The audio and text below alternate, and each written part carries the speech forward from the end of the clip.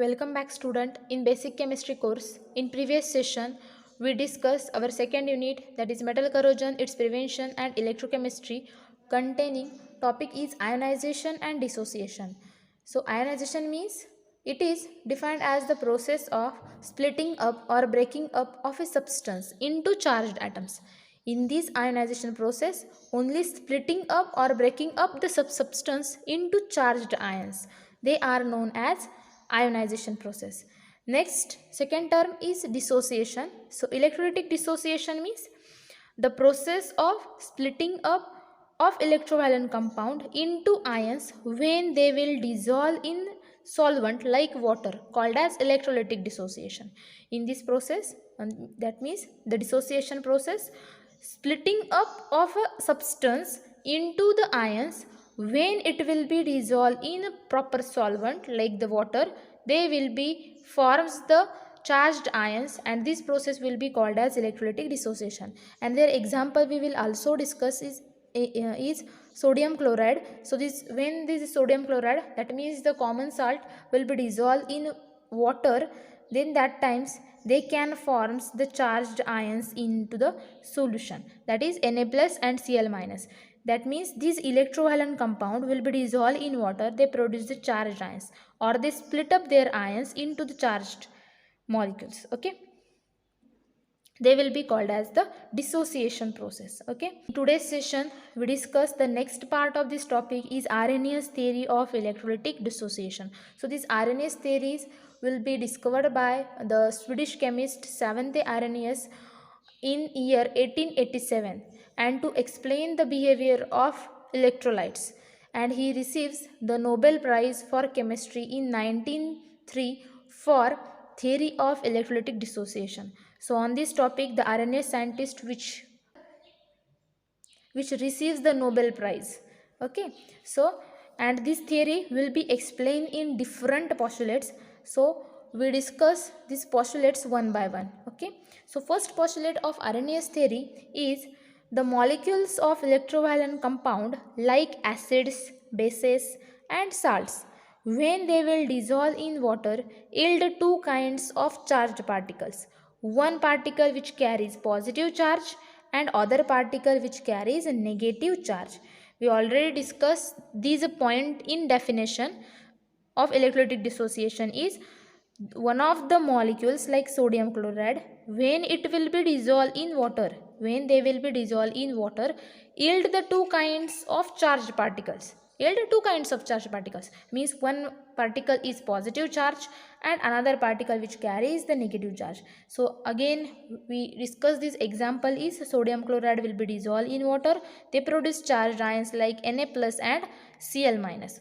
So we explain this is the first point of this Arrhenius theory. So in this example, first particle will be produced is Na plus and another particle will be Cl minus. That means one is positively charged, another is negatively charged. So these positively charged particles will be called as the cations and negatively charged particles will be called as anions. So let's discuss the second point. So first point, so let's discuss the second point is cations are metallic radicals obtained by loss of element from the metallic atoms, and anions are non-metallic radicals obtained by gain of electrons from non-metallic atoms or a group of non-metals. That means we already discussed this is the reaction of producing the charged ions, and these charged ions are Na plus and Cl minus. So this positively charged particle will be called as the cations. So these cations is the metallic radicals. Cations will be formed by the metallic compound, and when it will be formed, when the loss of electrons will be carried out, when loss of electrons will be carried out, loss of electrons will be carried out. So this is the metallic atom, sodium is the metallic atom, they produce the cation when they can lose their electrons from there. So they produce Na plus ions means the cation can produced when a loss of electrons can be carried out at the metallic atom, and only the metallic atom can lose their electrons. And when the anion will be formed, Anion means negatively charged particle. So this anion will be formed when the non-metallic atom, one of the non-metallic atom, here halogen, one of the halogen, that is the chlorine, will be the non-metal, and when this chlorine can accept the electron, then that times the anion will be produced. That means Cl minus ions will be produced. So second postulate is the cations can be produced when a loss of electron will be carried out. Loss of electron will be carried out at the metallic atom, and anions will be produced when a gain of electron carried out by the non-metallic atom. When non-metal can gain the electron, then that times anions can be produced. This is the second postulate. Third postulate is the total number of cations is equal to the total number of anions in the solution. So the solution whole is electrically neutral. When the positively charged particle and negatively charged particle, they combine together, then that times the whole charge on the solution can be removed and the solution becomes neutral. Okay, because the total number of positively charged ions and total number of negatively charged ions will be equal. So that's why the whole charge on the solution will be neutral. The neutral means they does not have any charge, not a positive nor negative. Okay, this is the third postulate of this Arrhenius theory. Next postulate is the number of positive charge on the cation and the number of negative charge on the anion, which represent valency of the element from which the ion is obtained. Means the number of positively charged ions and the number of negatively charged ions, they can represent the valency of the element. They can represent the valency of the element from which the ion is obtained. They can represent the valency. Valency means they are having capability to form the bond with other element. This is called as the valency. So this number of positively charged ions and negatively charged ions can represent the valency of the particular molecule. Okay, this is the fourth postulate of this theory. Next postulate is molecules of solute are constantly splitting up into its ions. Means one of the molecule can when they will be dissolved in solution, they constantly split their ions into the solution and constantly resulting from undissociated molecule, and constantly they can reverse back to its original position. Okay, so this is the fifth postulate. Means one of the time we can dissolve this magnesium chloride in proper solvent, they can break their molecule or split their charged ions into the solution. That means MgCl2 when dissolved in solvent, they can produce their Mg2 plus and Cl2Cl minus ions. They can constantly split their ions into the solution, that is Mg2 plus and 2Cl minus ions. But in that solution they also constantly reverse back into its original positions. So that's why we draw here this arrow. This is the two reversible reaction. That means when one of the time this molecule can break into its charged ions, and again these charged ions combine together to form the molecule. So that's why this is forward reaction and this is the backward reaction. So that's why we draw here that type of arrow. This is the reversible reaction, and this is the fifth postulate. Again we see second example is sodium chloride. Sodium chloride also can split their molecules into charged ions, that is Na plus and Cl minus. Again these Na plus and Cl minus combine together to produce the sodium chloride molecule. So this is also a reversible reaction, and this is the fifth postulate of this Arrhenius theory. Next postulate of this theory is all the molecules of an electrolyte in solution are not dissociated, but all the molecules which of an electrolyte solution are not dissociated. They again reverse back into its original position. So that's why all molecules cannot dissociate. Next, seventh postulate is the process of electrolyte dissociation is reversible. So we already discussed in this fifth point, this reaction will be, or this electrolytic dissociation will be reversible. Reversible means when one of the time this molecule can split up or break up into charged ions, again these charged ions combine together to produce the ions. That means this reaction is reversible. They again repeat this condition. Okay, this is the seventh postulate of this theory. Last postulate of this theory is only the fraction of total number of molecules of electrolyte which are present as ions in a solution called as degree of ionization. Here they can write the definition of degree of ionization or dissociation of electrolyte is total number of molecules of electrolyte which are present as ions in solution.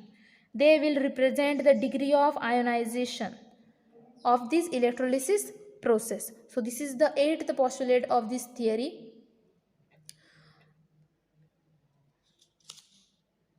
So this is the Arrhenius theory of electrolytic dissociation will be discussed here.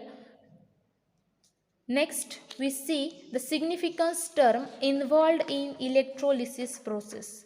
So in these terms, we discuss different terms related to the electrolysis processes. So first term is electrolytes. So we also discuss the two different types of these electrolyte. Then we discuss non-electrolyte, electrolysis process, electrolytic cells means what, and how this electrolytic cell can work.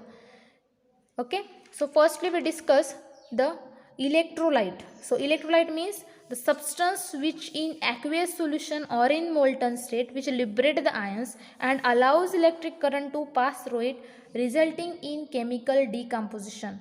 They will be called as the electrolyte. So these electrolytes are either acids or bases or the electrovalent salt. That means this electrolyte will be dissolved in aqueous solution or they will be in molten state. They can liberate their ions, and when they can liberate their ions, they can allow the electric current to pass through it. So this type of substances will be called as the electrolyte. For example, we also discuss the example is sodium chloride. We already discussed this example is sodium chloride. This sodium chloride will be in aqueous solution or in liquid state. That means they can dissolve in water. Then that times they can produce Na plus and Cl minus in the solution. When they can form this Na plus and Cl minus in the solution, this solution can allows electric current to pass through it. So that's why this sodium chloride solution is one of the salt. They can act as an electrolyte. Okay, so this is the one of the example of electrolyte. So these electrolytes are either acid, base or the electrovalent salt compound. And these electrolytes will be are of two types. So first type of electrolyte is a strong electrolyte and second type of electrolyte is the weak electrolyte. So first we discuss what is mean by strong electrolytes. The definition of electrolyte is the electrolytes which are highly ionized in solution and have a high degree of ionization is known as a strong electrolyte. So those electrolytes which are highly ionized in solution, those are highly ionized in solution, they will be called as strong electrolyte, and also obviously they can show the high degree of ionization because they can highly ionize. So this type of electrolytes will be called as the strong electrolyte. For examples, mineral bases, electrovalent salt like NaCl, KCl, the strong bases like NaOH, KOH, they will show the high degree of ionization. So that's why they will be the strong electrolyte. Okay, so this is the strong electrolyte. The second type is the weak electrolyte. So weak electrolyte means the electrolytes which are weakly ionized. They can exactly opposite to the strong electrolyte. These electrolytes will be weakly ionized in solution and have a low degree of ionization. They will be called as the weak electrolyte. So these weak electrolyte examples are organic acids like oxalic acid. So oxalic acid also weak electrolyte because their degree of ionization will becomes very low. And also the weak bases like ammonium hydroxide, barium sulfate, and also the aluminum hydroxide, they will be the weak electrolytes because their degree of ionization becomes weak, and that's why they will be the weak electrolyte. So you understand this difference between the strong electrolyte and weak electrolytes, and next terms related to the electrolysis process we discussed in next video. Thank you.